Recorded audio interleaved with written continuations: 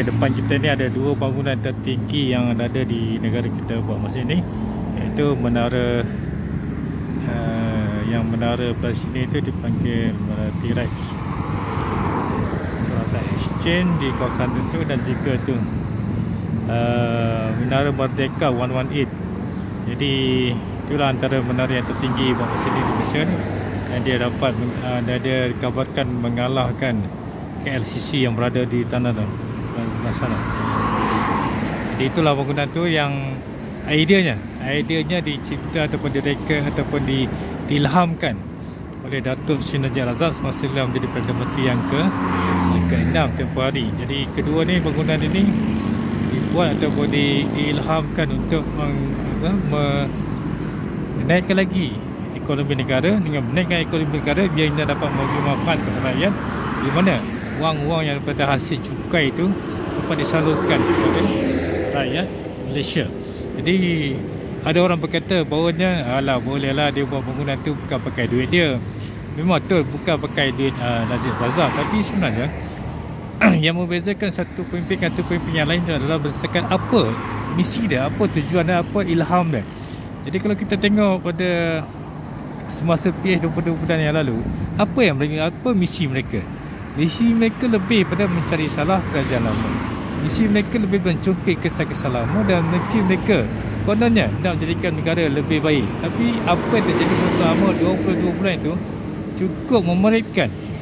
Hubungan kaum juga semakin tegang, dan mereka begitu enjoy duduk di Putrajaya tanpa seberang apa-apa hala tuju dengan berkaitan dengan negara pada ketika itu. Jadi orang kata itu bangunan itu tidak menggunakan duit dia. Memang betul tidak menggunakan duit Najib, tapi ilham dia dan juga misi dia. Dua bangunan tu, tak semua orang akan terfikir untuk buat dua bangunan ni kalau dia tak ada misi. Jadi dua bangunan tu tidak dibangunkan ataupun dibentukkan berdasarkan kita buat saja. Bukan, ni berdasarkan ada kadar ekonomi yang ada, berdasarkan bajet yang ada. Jadi bila ada bajet dan ada kekuatan ekonomi, ilham itu akan dapat disokong. Jadi kalau kita, contohnya kalau kita PH nak buat bangunan 200 tingkat, tak ada masalah kalau dia ada kekuatan ekonomi dan dia ada kewangan yang tinggi atau kewangan yang besar untuk melakukannya. Tapi disebabkan mereka meminta tempoh hari, bangunan-bangunan ni kalau mereka minta lebih lama lagi, mungkin dua bangunan ni pun mereka akan jual pada pelabur-pelabur di luar negara. Dan mereka jual kepada pelabur-pelabur, mereka kata tengok ramai direct investment masuk, tapi sebenarnya mereka jual. Bila jual, dia akan menyebabkan kita dapat income secara one off saja. Lepas tu orang lain yang mengaut keuntungannya berlipat kali ganda. Jadi dua bangunan tu antara bangunan yang hebat, yang kalau kita pergi rapat ke kawasan tu, kita rasa macam ya Rabbi ya Karim, power sungguh kan. Jadi struktur ekonomi dan juga suasana ekonomi pada kita Najib Razak memerintah dahulu begitu subur, begitu makmur, sehingga menjadikan beliau mampu untuk mengilhamkan dua bangunan antara yang tertinggi. Satu yang belah T-Rex ni dia antara tertinggi di Asia Tenggara, yang tu nombor satu lagi yang bangunan warna-warna itu adalah yang kedua tertinggi di dunia buat masa ini. Itulah antara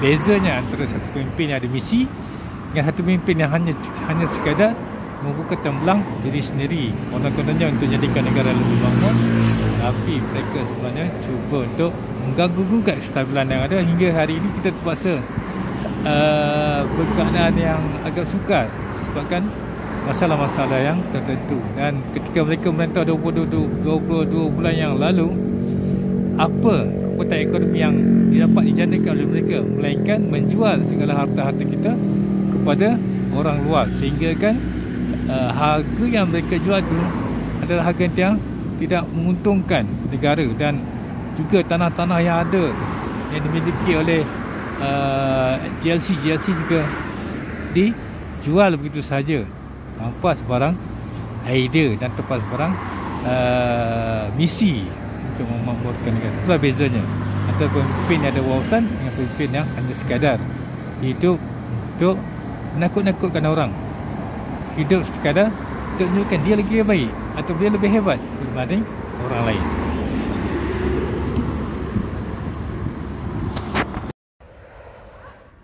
Nampak kan perbezaan antara pemimpin ada misi dengan pemimpin yang tak ada misi.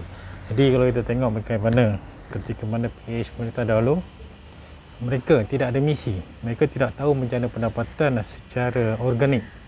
Apa yang mereka tahu adalah bina pendapatan daripada menjual hasil yang telah dibina oleh kerajaan sebelum itu.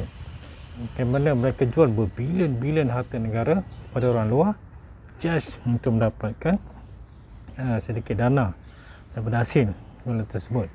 Dan dana itu pun tak hilang ke mana, malah pinjaman luar negara juga bertimbun-timbun dilakukan oleh PH pada ketika itu. Jadi hari ini dapat bezakan antara satu pemimpin yang berpengalaman dengan satu lagi pemimpin yang hasad dengki, yang hanya datang dalam politik hanya untuk mengganggu-gugat sistem yang ada dan mengganggu-gugat kestabilan yang ada selama itu. Jadi kita tengok dua bangunan tersebut, bayangkan dua bangunan tu, Allah Akbar. Kalau anda pergi dekat sebelah, saya dah pergi dah dua tempat ni kan.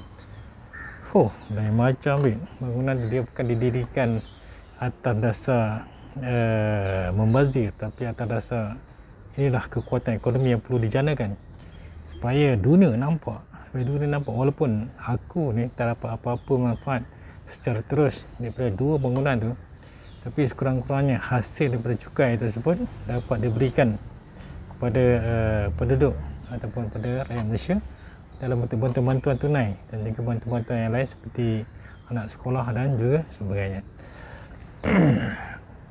Bayangkan kalau kata Mat Sabu lagi memerintah, geng-geng PH lagi memerintah, aku fikir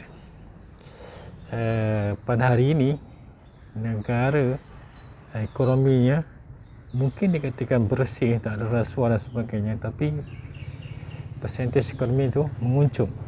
Apa menguncup? Kerana masing-masing tidak sinkronis dalam memerintah. Menteri Kewangan dia kata begini, Menteri Perdagangan kata begini, Menteri Pertahanan Mak Sabu kata begini. Jadi dia tak ada synchronization. Kerana apa? Kerana mereka tidak ada pengalaman.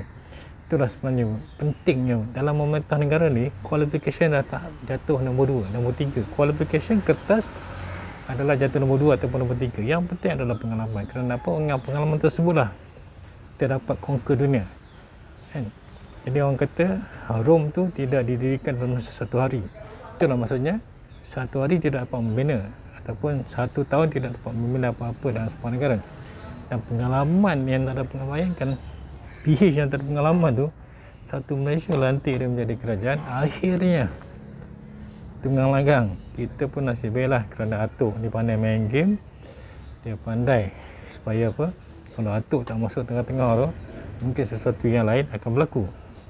Itu Atuk punya tai chi lah dalam berpolitik di Malaysia ni. Cuma kita next step seterusnya PRU akan datang ni, kita fikir je baik-baik. Kerana apa? Kerana kita dah tengok dua jenis kerajaan, kerajaan Barisan Nasional dan kerajaan Pakatan Harapan, dan dua-dua ni kita dah sempat rasa selama 65 tahun kemerdekaan. Puak-puak PH ni semua tu membesar dengan sistem yang diolah atau direka oleh Barisan Nasional. Semuanya dapat habuan masing-masing.